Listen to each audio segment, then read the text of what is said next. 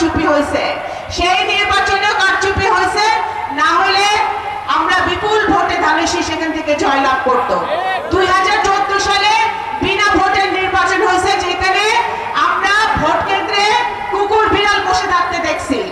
2018 সালে নিশিরাতে নির্বাচন হয়েছে, এই নগরকান্দা এবং সালতায় আগের দিন রাতে ভোট কাটা হয়েছে, আপনারা সাক্ষী।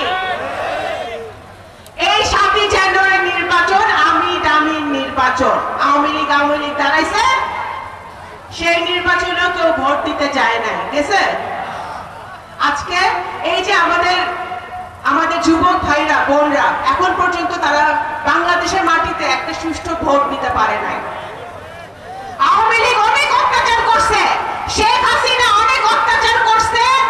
শেখ হাসিনা আমার বাবাকে, একজন মুক্তিযুদ্ধের সংগঠককে, একজন গণতন্ত্রের যে আপাদমস্তক গণতন্ত্রে বিশ্বাস করতেন, তাকে জেল হত্যার মতো একটি জঘন্য মামলায় আমার বাবাকে দিয়েছিল শেখ হাসিনা।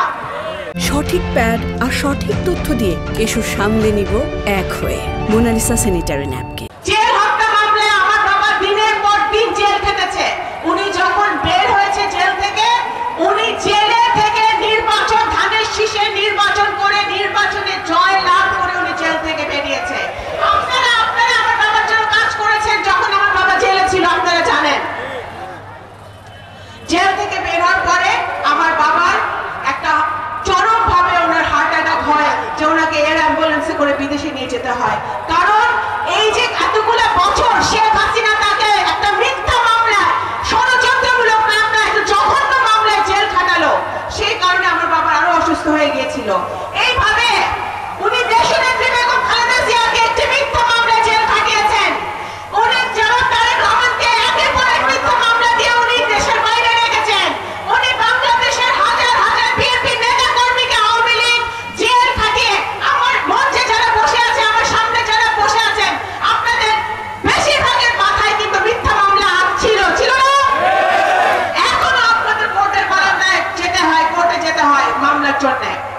আজকে সেই সময় আমরা পার হয়ে আসছি, হাসিনা পালাই গেছে, কিন্তু গণতন্ত্র এখনো আমরা পাই নাই, আমরা ভোটাধিকার এখনো পাই নাই। সুতরাং আজকে আমার বাবার মৃত্যুবার্ষিকীর দিন, যিনি গণতন্ত্রে বিশ্বাস করতেন, বাংলাদেশের স্বাধীনতা সার্বভৌমত্বে বিশ্বাস করতেন, ওনার মৃত্যুবার্ষিকীর দিন আমরা সকলে মিলে শপথ নেই যে আমরা এক পরিবার বাংলাদেশ জাতীয়তাবাদী